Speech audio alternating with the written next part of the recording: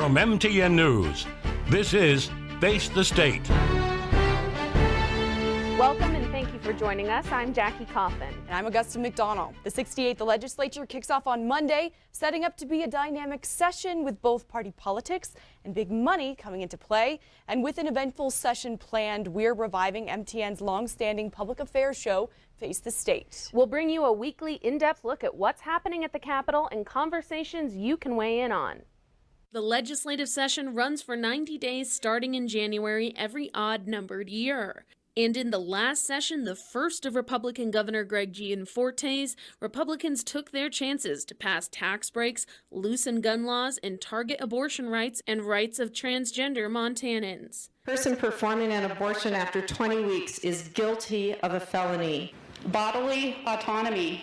Anywhere a criminal has the ability to carry, a law-abiding citizen should have the right to carry also. This bill goes too far. More than 30 lawsuits were filed against bills passed and signed by the governor in 2021. Some ultimately ended with rulings that struck down new laws, others dismissed, some still under litigation. And this session, Republicans will hold even more power in the form of a supermajority. By flipping a few Democratic seats in the Senate and the House during the midterms last month and holding on to most of their incumbent seats, Republicans now have 102 spots across the State House, the most any party has held in decades. With this, they have a big advantage and the ability to put forward ballot measures to Montana voters to amend the state's constitution. But they will have to stay internally unified between moderates and more hardline party members. And this gives them an edge over their Democratic counterparts, who will have to cross party lines to get their bills to the governor's desk. Yeah, Augusta, after weeks of debate, a state commission has finished a tentative map for the next 10 years of elections to the Montana legislature. MTN senior political reporter Jonathan Amberian breaks down how the final proposal compares to the current map. The Montana Districting and Apportionment Commission voted last week to advance a proposed state, House, and Senate district map to the legislature for comment, with support from the nonpartisan chair and 2 Democratic members of the commission and opposition from 2 Republicans. Overall, you can see that the commission has really balanced all of our competing criteria and goals. We moved a long way on priorities the Republicans set. I'm disappointed in the final product that we're forwarding to the legislature.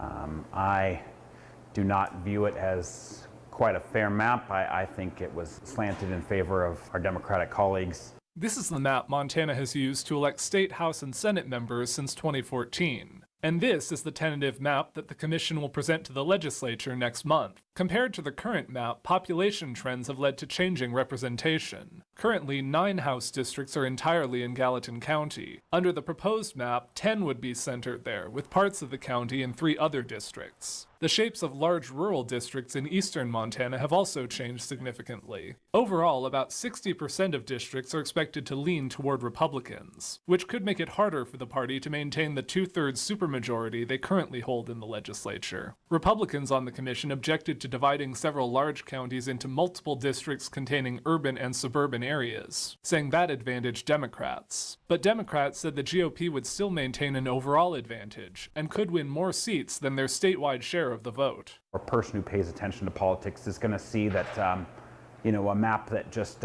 was drawn to and eliminates double-digit Republicans likely between the 2 legislative bodies is going to be view that and say, wait a minute, I thought this was supposed to be a bipartisan process. They are far less likely on this coming map to gain supermajorities with less than 60% of the vote statewide, like they just did in 2022. So if that feels like an injustice to them, that's the way it's going to feel to them.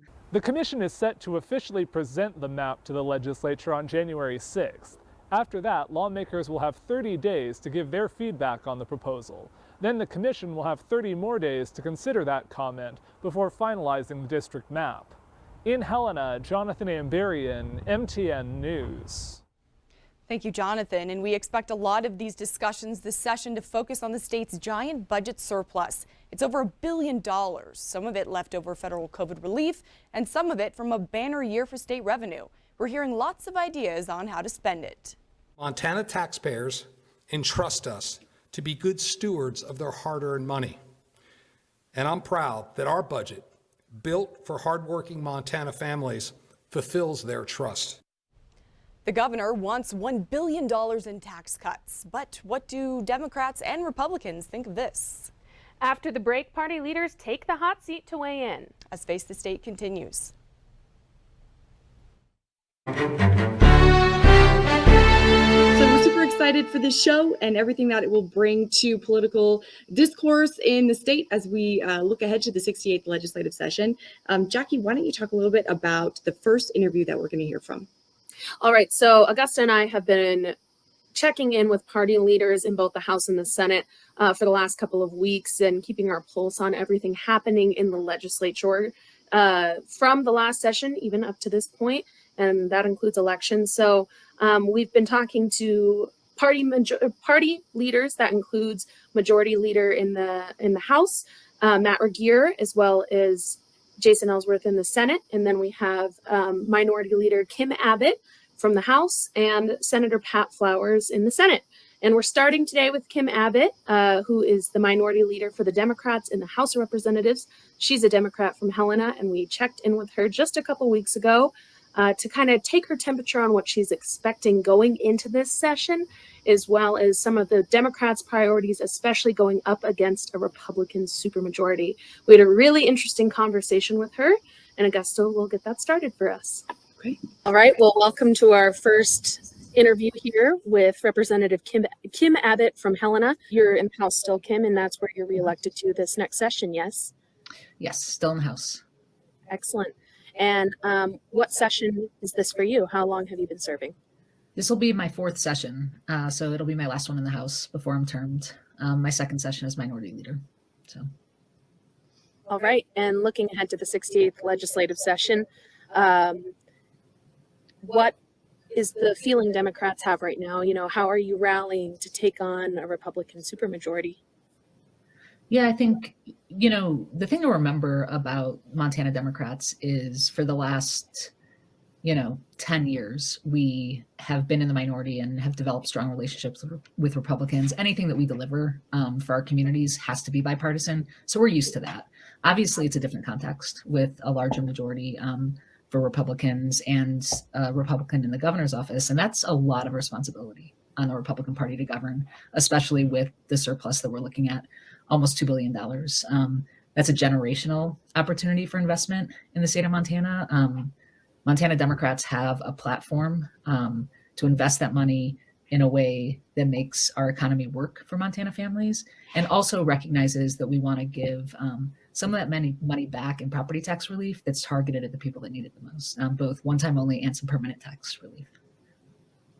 In last session, I remember a lot of the Democratic priorities were infrastructure, rural broadband, healthcare access. Is that going to carry over into this next session as well? Absolutely. I think we made some good gains. Representative Sullivan from Missoula has been instrumental in making sure that broadband infrastructure is executed in a way that's responsive to communities, and has really been holding the administration accountable on that over the interim. We're excited to continue that work. Infrastructure is incredibly important to our caucus, but we think that we need to address the scale of a couple crises this session, one of them being affordable housing. We have a platform that invests $500 million in a workforce housing trust fund. We recognize that mainstream businesses can't thrive if they can't hire workers, and the Montanans can't work if they can't live in their communities.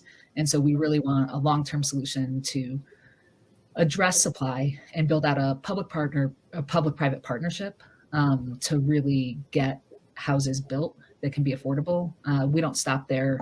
We definitely tackle some regulatory issues to allow for affordable housing to get built faster. So allowing ADUs, so a basement apartment or an attic apartment. And then also really getting rid of some bureaucratic red tape that keeps modular housing out of some communities. So we really want to hit supply. We want to help with affordability, affordability through some tax relief for property owners that are really getting pinched by cost of living.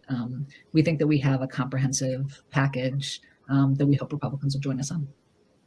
Can you speak a little bit more broadly about how workforce shortages are connected to housing issues in Montana for people who are maybe just trying to understand the issue for the first time, and then also talk a little bit about which sectors in the workforce are being affected most severely? Sure.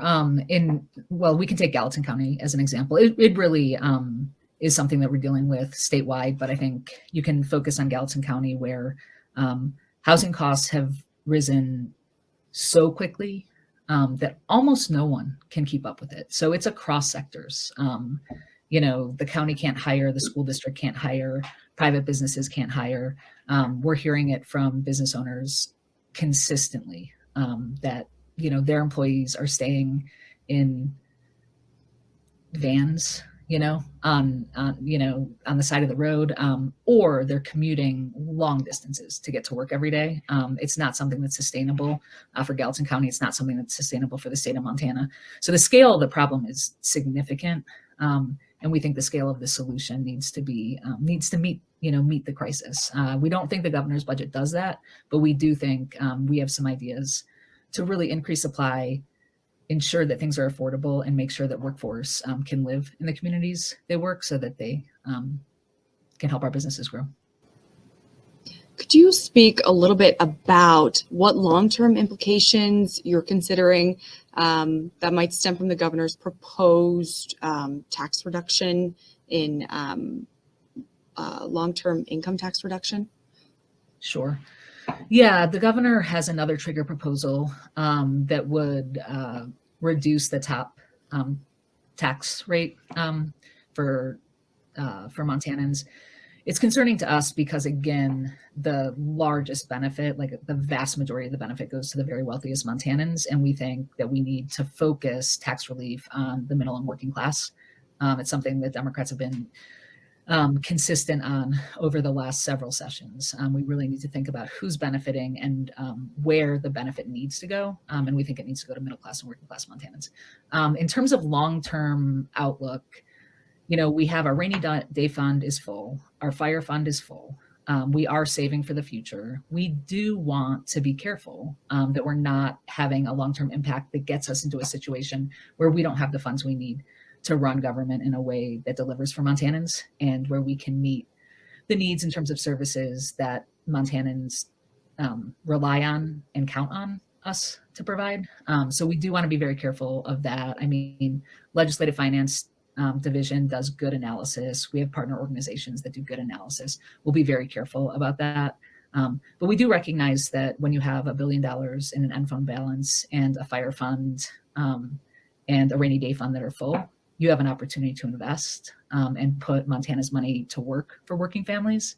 And our goal is to make the economy work for Montana families. And we think that by investing in housing, investing in childcare, and investing in property tax relief, we can do that.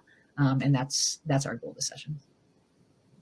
And talking about some of these hot button issues, in the last legislative session, we saw a lot of bills proposed that went after reproductive rights and other trans rights. Do you expect more along those lines from a Republican supermajority this session? Yeah, there are bill draft requests in that would, take away Montana's right to privacy, especially in the area of abortion care and reproductive health care. And there are bill draft requests in that would target trans Montanans and their families, especially the parents of trans kids. And my hope is that the Republican Party takes a look at the general election results from November and sees that, the anti-choice referendum went down. Montanans rejected that. That tells me that Montanans care about their right to privacy and they want us to protect it, not diminish it. And then we reelected both incumbent Supreme Court justices by healthy and safe margins. And that tells me that Montanans believe in our constitutional rights, and I think the court has done a good job upholding and protecting them. So I hope that Republicans back off of some of those things based on what voters said in November. That said, Montana Democrats believe that the right to privacy is is incredibly important. It's something that every Montanan is entitled to, and we will fight for that right for our constituents and for Montanans across the state. Trans folks are our neighbors, they're part of our communities, they're part of our families, and we will fight to protect those folks, for our constituents and for Montanans across the state if we see bills like that. Okay, and we just saw today some results, this December 15th, we saw results of the Judicial Select Committee review of the Montana Supreme Court debacle coming out of last session with records requests and some recommendations for possible legislation that could be passed as well, or priorities they'll bring to the next session. And you serve on that committee, you're appointed to it as well. How has that process been for you, and what do you make of the findings today? I don't think I'd describe it as a process. I was made aware that there was a final report yesterday by email. I haven't read it yet. Oh, wow. Okay. So you weren't a part of, so how many members of the committee were a part of producing and publishing that report? That's a question for Senator Hertz. Okay. Okay. And along that line, for Montanans who are seeing an increasing number of bills coming out of their legislature ending up going through the court system, could you just offer like a kind of an analysis of what people need to understand about why that's happening? And let's start there. Yeah, obviously an independent judiciary is an essential check in our system. It's one that we rely on. So the executive branch has its role of enforcing laws, and the legislative branch has its role of creating laws, and the judicial branch has the role of reviewing, interpreting the Constitution in relation to those laws. And, the judicial branch has been kept very busy over the last couple of years because Republicans have passed laws that they know are unconstitutional. The reason I know that is we get a legal note on anything that has an existing court case, so that you as a legislator can say, oh, okay, this idea has already been ruled on by a court. Republicans have pushed those pieces of legislation through regardless, and the court has been taking them up. Everybody has a job to do here, and I think the court's been doing its job. It's essential that we have an independent, nonpartisan court as a check against partisan politicians in the executive and legislative branch. Okay, Jackie, any more questions? I think that's what we've got for you right now, Kim. Thanks so much for joining us today. Yeah, thanks for having me. This has been great. Yeah. We'll catch up more during the session. Yeah, sounds good. Looking forward to it.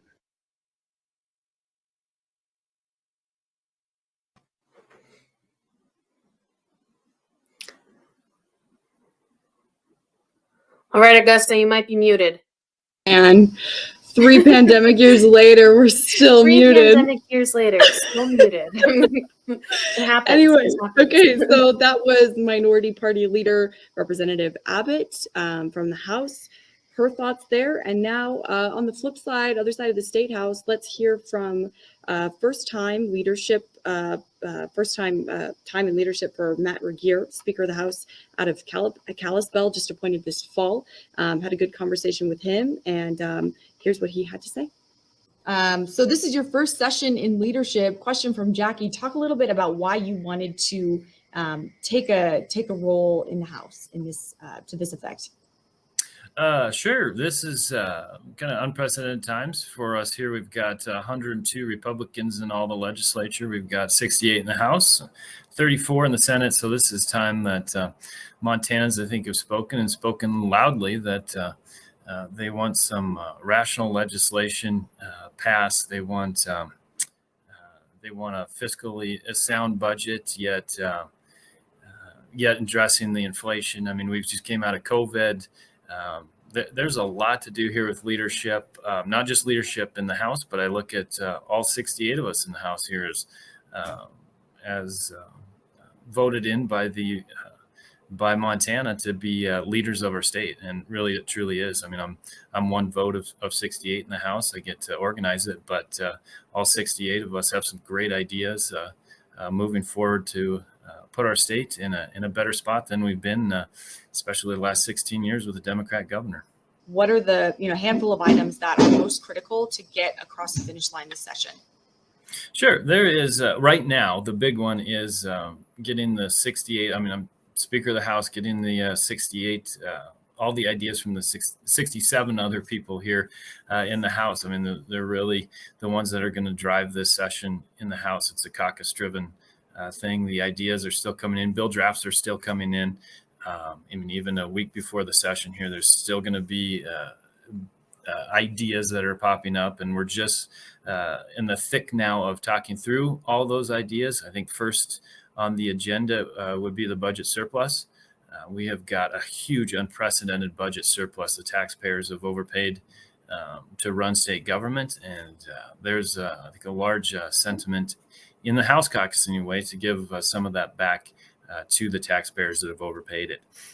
Along with, there are some capital expenditures, whether that's the prison, the state prison needs addressed there. The state hospital has had some issues that long overdue that we address there. So there's going to take some money to do some of those capital expenditures, but I think there's a healthy appetite to give that money back to the people that paid it, and it's rightfully theirs. So that'll be the first thing, I think, the first week or two here to take some of that off. And once we can deal with that budget surplus, then what's left is going to be a big budget. Revenues are, like every state in the nation is experiencing, revenues are off the chart, and Montana is no exception. So we've got revenues coming in, and we need to walk that. It's going to be a tightrope to walk of dealing with the inflation that is here, that is real, the government services that the people expect us to provide, and making sure those are funded and responsive, that kind of responsive state government, and yet keeping it efficient, I say. And there are big opportunities for efficiency. One is vacancies. We've got a lot of vacancies in state government, just as well in the private sector. It is tough to hire people, but that gives an opportunity to say, hey, whereas this position's been vacant for over a year, do we really need that service? Have we been operating well enough without that? So I think there's opportunities to make government more efficient too. A lot of legislators are hearing that property taxes are overwhelming. So whether that's a tax rebate as the governor proposed, or some other form, or even in conjunction with some sort of legislation that would get a little better grip on the rise in property tax. I think that needs to be addressed. What else? The governor, income tax. I mean, I know the governor wants to lower income tax to make us more competitive with surrounding states, which I'm all for. Lowering the income tax. Those in there. It's a little tough comparing apples to oranges there. A lot of those states have a sales tax, which Montana doesn't, which is great. But then we rely heavily on that income tax. So my concern is not so much with this 2-year budget. I think we're going to be fine this 2-year budget, but whatever we do, tax relief and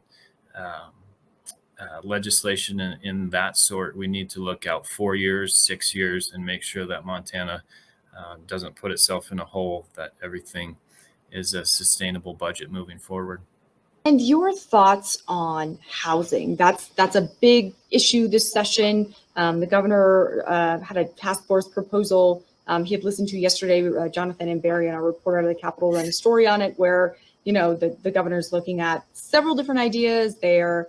Maybe sharing construction costs, streamlining permit processes to build affordable housing or housing more quickly. What's your thoughts on some of the solutions that might come this session to address housing shortage and affordable housing shortage in the state? Sure. I know there's been ideas all across the board, and the Housing Task Force came out with a great report and some good stuff in there.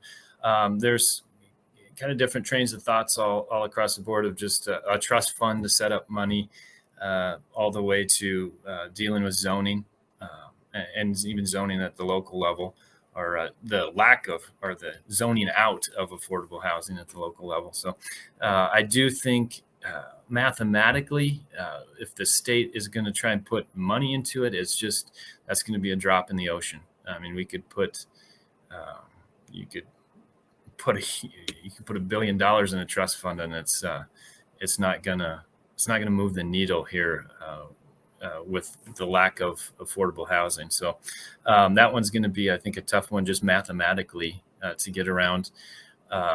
Where there is zoning, I do think, and this might be more controversial, but to me it seems straightforward, of the NIMBYism, not my backyard, of places that say we want affordable housing, just don't do it here. Well, here is everywhere. So it's what is the solution to that if you're not going to help to be part of the solution? So even at the local level, it's how can we be partners, I guess, at the local level to address some of the zoning and I don't know, just that attitude of we want it, but we just don't want it here. So talk about how the court's role plays into the development of legislation this session. We know some of the bills, 12 plus lawsuits challenging bills from last session, were flagged before they were ran, that they potentially might not be constitutional. So talk about developing language and some of the issues that this might come to a head on this session. Sure. Well, I think, there are the judicial branch. I mean, it's obvious there's a few legislators that are sitting out there on the bench, and that's unfortunate. I do think that there is, in our Montana Constitution, there is 22 different times under the judicial branch in our Montana Constitution where it mentions the legislature or by law. So 22 different times our Montana Constitution says, hey, legislature, you need to weigh in here and set up processes for the justice of the people of Montana. And I think it's time that we're, as the legislature, I think we need to step up to our constitutional duties there and follow through. And I'll give you a simple example. I'd like to take the politics out of the judicial branch. I think that's the way it was set up. And I know there are some great ones out there that nonpartisan, but they're also partisan. I mean, we all have our partisan views, and sometimes it's tough to put those aside, and they get that as judges. But here's one example of right now, if a judge has a conflict of interest and they recuse themselves, so they don't hear it, they get to pick their replacement. So that to me leaves the door wide open for your political influence to come in. That should just be a lottery pick. We're just going to randomly pick the district court judge that would step in and fill that slot. So to me, that's a straightforward thing that I think the people of Montana can see. Yes, we're going to keep the politics out and just change up a little logistical process like that. So that's one example of, I think, some changes that could be coming this session that to me, I would hope the judicial branch would see the value in that, as well as I know the people of Montana will too. But LR 131 was about infants that were born alive, which is not the abortion debate. It is unfortunate there was $1 million spent against that, LR 131, and $1 million buys a big false narrative for sure. And that false narrative was that would take terminally ill babies from their parents and force them to go through medical procedures, which is not the case at all. The referendum said right there that it's reasonable care for children that are born alive. So that's all it was. I think there's going to be, with overturning of Roe, I think there's going to be a whole gamut, especially within the 102 in the legislative branch here, of everything from wanting to protect life from the very beginning, all the way to reasonable ground in the middle. So I think there's, like I said, we're not done talking with everybody yet, but I think there's going to be bills all across the spectrum on the pro-life issue. So really interesting comments from Speaker of the House Regier. Lots to follow with him. And Jackie, why don't we intro on the other side of the State House, Minority Senate leadership. Yep, we're going from the House to the Senate, and we're going to talk to Senator Pat Flowers, who's a Democrat from Bozeman, a pretty large Senate district there, and he is the minority party leader in the Senate. One thing I'm excited to flag about this interview, Augusta, is Pat Flowers has a background from FWP, so I asked him some questions about wolves and grizzly bears and bison. He brought up elk and maybe some legislation or legislative priorities we could see this session. So I look forward to all of you hearing about that. All right. Good morning, Jackie. My name's Pat Flowers. I'm the state senator representing Senate District 32, which runs from the MSU campus on the eastern extent through Four Corners, west of Bozeman, and then everything south through West Yellowstone. I am entering my second four-year term and looking forward to it. And you're up against a lot in some ways in this going into this session. Republicans have a supermajority across the Montana legislature. What's your approach for that in representing Democratic priorities, but also working with Republicans? Well, I think it's clear we can't get anything done on our own. And so we're committed to building relationships as we have in the past with our majority colleagues across the aisle. And we think that good ideas sell themselves, and good ideas coming from minority senators as well as majority senators can find favor in the Senate. And so we plan on bringing our priorities and good ideas within each of those priorities to the Senate. And we think with that, we'll be able to build support among our Republican colleagues. And you represent a large district and one facing some unique challenges, but also speaking to challenges other Montanans are seeing: affordable housing, workforce shortages. What are you carrying forward going into the session? What are some of your priorities? Well, I think you've mentioned a couple of them. The biggest one, certainly the top of my mind, and I think for much of our caucus, is affordable housing. I knocked on many doors in my campaigning efforts and heard over and over again how what a critical issue it is in Bozeman. And I know it's not limited to Bozeman. It's really all across the state. And it's I think we saw last week with the extreme temperatures that we had that it's rough to have people living off of 19th and Bozeman in cars and trailers when it's 40 below. And so it's a human welfare issue, but it's also just a business issue. I talked to many businesses when I was knocking on doors who complained about not being able to find employees. And they certainly attributed that in part to just a lack of available housing for their employees. So it's a business issue, it's a human welfare issue, and in my mind, it's also a community issue. We should be able to live where we work. And when we can no longer live where we work, we lose a lot of kind of community spirit. And in my mind, really hollows out the heart of a community when the people who work here can't live here. So that's a key priority for us. On a related note, another issue that I heard a lot about as I was campaigning, and I know our other Senate members heard a lot about, was property tax. I heard from many seniors and young families regarding the burden of property taxes and how that was affecting their lives. And I even heard from some that they had either been forced out of their home by rising property taxes or were afraid they were going to be. And to me, that screams of a problem that we have to address. So I'm really hoping that we can find some footing with our Republican colleagues on that issue. Also on a related note is just available childcare resources. We have, as it's been labeled in Montana, childcare desert. We just don't have enough available opportunities for our kids to find good care. And so that's something that we think is important, not only for Montana families, working Montana families, but also for our businesses, because if we don't have childcare, you can't enter the workforce if you want to, because you've got to stay home and be with your kids.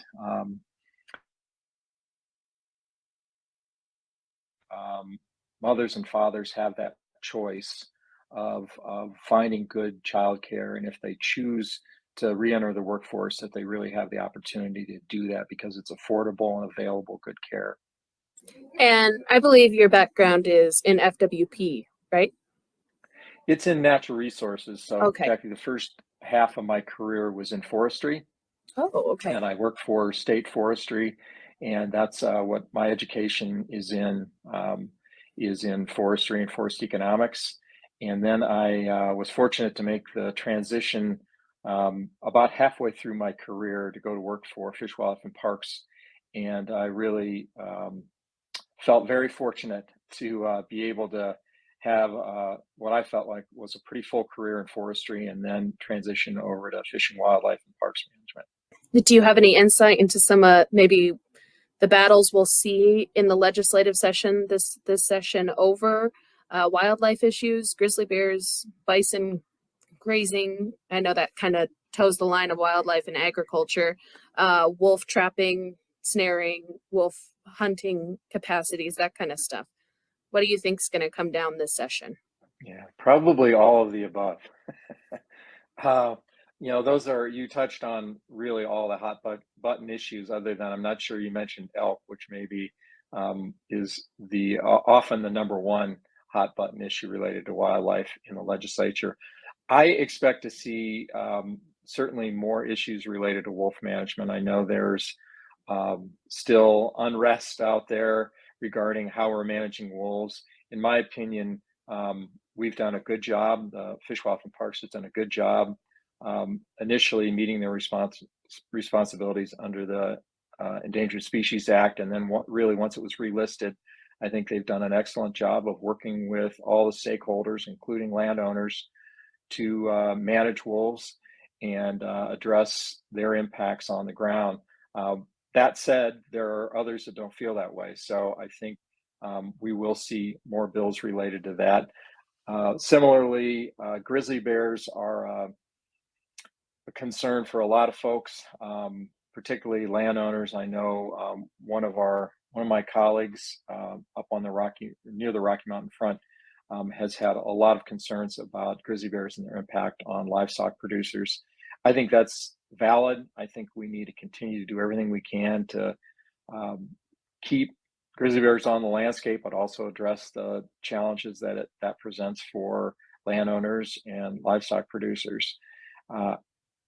My fundamental opinion on that is they're still a listed species under the Endangered Species Act, and we need to manage them to move towards delisting. That's the trajectory that I think every state wants to take on endangered species. I think we're moving in that direction, and I think we have to be very careful with legislation that we don't jeopardize that delisting. The U.S. government, the U.S. Fish and Wildlife Service, looks for language in law to protect endangered species. And if we change the language of the law that gives the indication that they will no longer be protected if they're delisted, then they won't be delisted. And that's been my concern about at least some of the laws that were passed in the last session.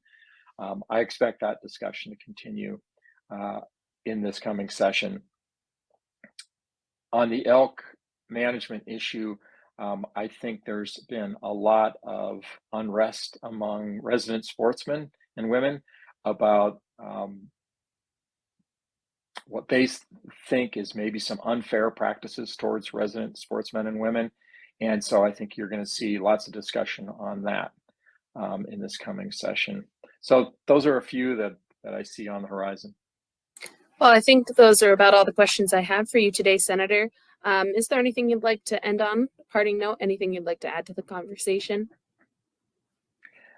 The only thing I would offer as a closing statement, Jackie, and thank you so much for this time and the interview, is to say that I'm looking forward to the session. I think Montana Democrats are looking forward to this session. I think we feel we can work with Republicans on issues that are most important to Montanans, like property taxes, like affordable housing, like healthcare, like childcare and mental health. And we know that our Republicans share a lot of our same concerns, and we are going to work hard to find solutions that are mutually acceptable to all of us to meet the needs of Montanans, because in the end, that's the bottom line of what our responsibility is in the legislature, and we're committed to get it done. So thank you again.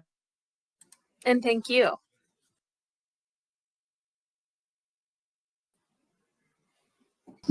All right, and up next, we're going to head to the other side of the aisle in the Senate. Senate President Jason Ellsworth chatted with me a little bit. He's from Hamilton. Some of the top issues he's talking about, similar to what we're hearing from other lawmakers. We're hearing about the budget surplus, housing, huge issue this year, and some of the issues that are more specific to Republican Party he's really pressing on are an interesting comment he made about a package of bills to change the way the legislature and the judiciary interact. So his comments on that I found really interesting. Let's hear from him. One of the biggest pressing ones we're going to start with is just our budget surplus. So as a state, we have a significant amount of money. That's money that belongs to the citizens of Montana. So we need to find a way to get that back to them as efficiently and as effectively as we possibly can. I think we're looking at around a $2 billion surplus at this point. We need to understand, if this is one-time only money or if some of this is also ongoing. So can we put a piece together of giving that money back on a continual basis to Montanans, and then also one-time only money, give that back to the citizens as well. As Republicans, we want to be responsible. We don't want to grow government. Nobody wants that to happen. So we got to make sure that we actually get this money back to where it belongs and who gave us the money to begin with, which is, Montana citizens. Yeah, and I've looked over the governor's budget. I think there's some real key pieces to that. It has a general mix of, child tax credits. It has, ongoing money, making sure that goes back to citizens. The question is, how do we get it back and at what level? So that's going to be the ultimate determination in the legislature. And of course, we have two different bodies, the House and the Senate. So there's going to be lots of different thought processes there. But at the end of the day, it really is about getting the money back to the citizens. What are your thoughts on one of the governor's proposed cuts is to that top tax bracket, which affects the majority of Montanans, but also benefits people at a higher income to a greater degree? That's been one of the criticisms that I've heard of that particular cut. What are your thoughts on that? So last session, we did do a tax cut. A lot of our citizens run into the higher tax bracket immediately. So I think this is going to give us the majority of getting this back to people, and people that ultimately are paying into the system. It's their dollars, and we want to make sure, it goes to the people paying into it. So I'm all for moving forward with what we did last session and continuing to expand upon that. Since we're talking budget, let's transition a little bit into talking about housing development and incentive. This session has been a talking point, sorting out affordable housing, lack of housing in Montana. What are your thoughts about how the surplus could be used to that effect? Well, I think there's ongoing discussions on, if we could set up some kind of permanent fund, and then, make sure this is an ongoing situation that we can help Montanans out with. Affordable housing is a real issue here in Montana. I can tell you from my experience, I have two kids, and they're not really children. One's 31, one's 19, but, they are literally without housing right now. And this is affecting everybody in our state. So it's not only setting up a fund, but I would also think that we could look at, what kind of regulations do we have out there that are unnecessary or outdated, and make sure that we can keep Montanans where they belong, which is in Montana. So we don't want to end up, in a situation where we're taking our most valuable resources, which are our children, and, forcing them out of state. So we have to find an answer here. And I know that we put together a interim study on this and a housing task force. I think there's some real validity to not just incentives, but also, cutting some red tape and making housing more affordable. Let's talk about what the Republican supermajority means this session And, you're looking at a lot of power this session and the ability to coordinate your party to push through your priorities. Talk about what that means to you and what that dynamic will bring to the session that people can watch for. So first off, I think people need to understand that having a supermajority doesn't mean you get to change the Constitution. So all it does is allow us to put a ballot initiative together to put it on the ballot for the citizens to vote for. So if we have, and we need 100 votes between the House and the Senate to be able to put something on the ballot to do a constitutional initiative. I know there was a lot of articles out there trying to scare people into saying, oh my God, they're going to change the Constitution. It doesn't work that way. So first off, we have to get 100 votes. We only have 102 Republicans. Hopefully we can reach across the aisle on some of these constitutional issues if they come up and actually have, some bipartisan support. So at the end of the day, what we do want to accomplish is, making it work better for the totality of Montana. Because we're a diverse group of people. So we need, if we're going to change something, we obviously need to make sure it's helpful for everybody out there. Definitely some concern out there that, the judicial branch may be weighing in on legislative issues, even before they, come to the branch. I think that, at the end of the day, we're going to be able to strike a consensus and with the judicial branch. And look, government has its function.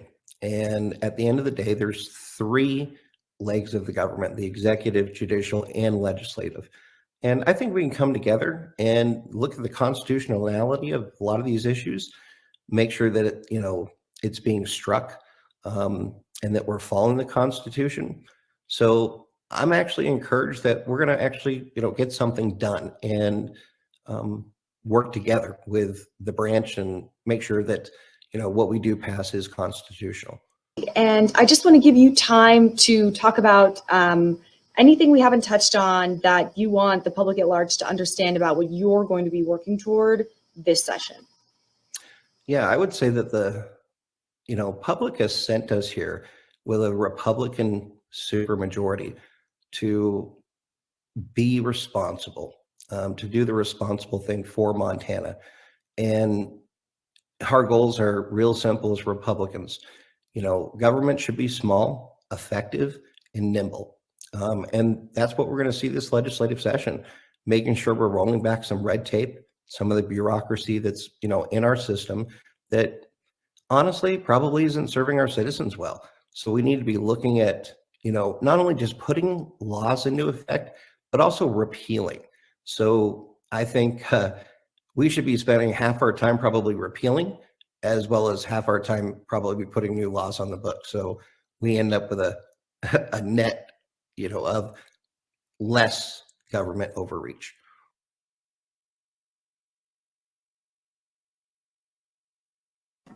Alrighty, we heard just then from the Senate President from Hamilton, Jason Ellsworth. All interesting conversations, Augusta. We hear a lot of overlapping priorities again coming up and up again. Housing, which is what Montanans are talking about. So it makes sense. Our legislators are talking about that. A housing crisis, a childcare crisis, looking for tax breaks, something both Democrats and Republicans have been hearing from their constituents. And of course, the budget surplus.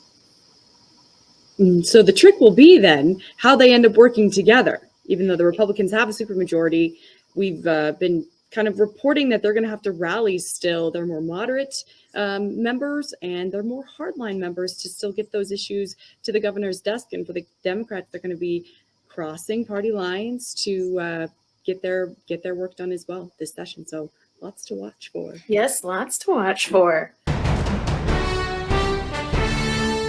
And joining us now, we have MTN senior political reporter Jonathan Ambarian. He closely covering politics. Jonathan, thank you so much for joining us this evening. Thanks, Augusta. Thanks, Jackie, for having me on. Hi, Jonathan. Yeah, speaking of things to watch and people to watch, reporters to follow, Jonathan will be up there all through the session working every day of the week, I'm sure. At least a lot of them in the trenches covering the session. So he's going to be really tuned in to what's going on. So Jonathan, let's talk a little bit about next week. Let's take this 1 week at a time. What are you following and what are you looking for that first week of the session? Well, historically, in previous sessions that I've covered, the first week has probably been the quietest week up at the Capitol. Monday, they'll come in, they'll be, the lawmakers will be sworn in, and oftentimes it's kind of a slow beginning. Things kind of get off to a slow start. Not a lot of big bills heard immediately, but this year there's quite a lot of bills in the hopper already. And when I spoke to Speaker Matt Regier, who you heard from earlier, I spoke to him a few weeks ago, and he said it was pretty clear they were going to have bill hearings immediately when they got in, just because of the number of bills that were going to be considered. So possibly a little busier first week than we've seen in the past.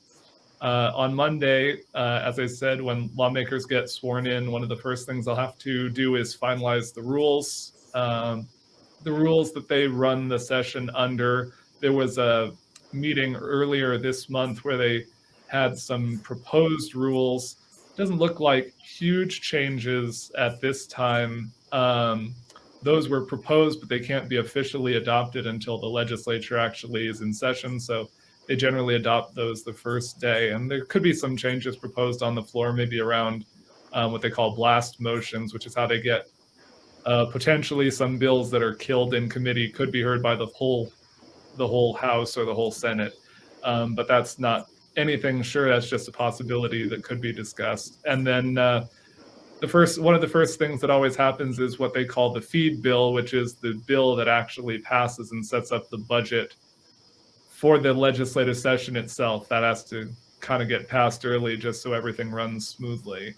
And then, yeah, we're starting to see already there are going to be bill hearings starting as soon as Tuesday, and especially on the House side, quite a few of them. So kind of surprising, but we're not seeing, a lot of the big, huge bills that we're going to see, that we're going to talk a lot about yet. A lot of smaller bills, kind of clean up things, cleaning up laws and little things that they wanted to change that they haven't had a chance to over the last 2 years. So a lot to keep our eyes on. So far, smaller issues, but a lot of them coming up early. Yeah, I remember last session, Jonathan, actually they got stuck on the rules. Remember that? And they had to finally adopt the 2019 session rules because they couldn't agree on the 2021 rules. The rules can get heated sometimes. There wasn't a ton of battling over it in the meeting earlier this month, but we'll see if anything changes on the floor itself. Yeah, and Jonathan, you just were talking about legislative redistricting in maps, maybe the final proposal that will be brought to the legislature to vote on. Right? Well, you just ran a story about that. A very awesome story. Yes, that we liked it. Very informative. Yep. Yeah, and that's true. They also are going to present that officially next week. The commission, the bipartisan commission that puts together the redistricting proposals, they have to present it to the legislature, and the legislature has to give its response. But the legislature doesn't have any power. They can't force any changes. They can just make suggestions, and it's up to the commission whether they want to change anything or not. So it could be that the map we saw is the final map, or they could tweak it still. It's kind of up in the air still. Yeah. Okay. And Jonathan, what's the best way to follow you in real time as some of this is happening? So during the session, I'll be tweeting quite a bit. My username is @JSAmbarian. I'm tweeting quite a bit during the sessions, and see us on MTN Politics Facebook as well. All our stories will be up on there. Okay, excellent. Lots to follow. Thank you for all of your work, Jonathan, and thank you everybody who joined us this evening. And just to plug for the show, so we've kind of revived Face the State, and it will be returning on a weekly basis. So myself, Jackie, Jonathan will be pulling together information for you every week. This week it aired live first on Wednesday, but moving forward, it will be every Thursday at 6 p.m. live on all of the MTN News Facebook pages and the politics page. And then you can catch the show again on the whatever station is closest to you, the streaming app, that it'll be in programming on your streaming app between 9 p.m. Friday through Sunday. So we have lots of work ahead of us, lots of really important issues heading our way this session. So, and if you have any feedback or issues you're concerned about, don't be a stranger, reach out. We want this information to be really clear and concise and helpful to folks in Montana. So thank you all so much for joining us. Have a good night. Thank you. Good night.